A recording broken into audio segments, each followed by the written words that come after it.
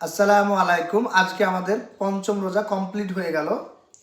এখন আমরা ইফতার করার পরে কিছু ফলমূল খাওয়ার পরে এখন তারাবির জন্য আমরা মানে তৈরি হচ্ছি, তারাবি যাব। তো আজকে আমাদের বাড়িতে দেখতে পাচ্ছেন সেমাই হয়েছে। এটা হচ্ছে চেন্নাই থেকে আনা সেমাই।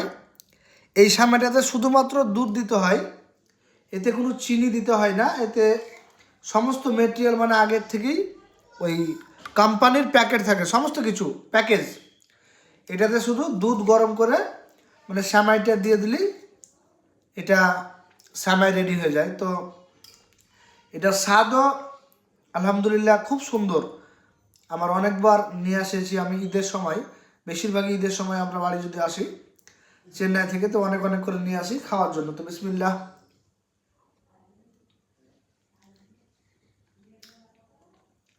দারুণ স্বাদ, মানে এমনি নর্মাল যেটা সামাই, সেই সামাই থেকে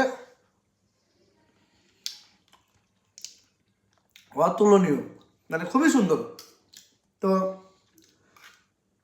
ধন্যবাদ।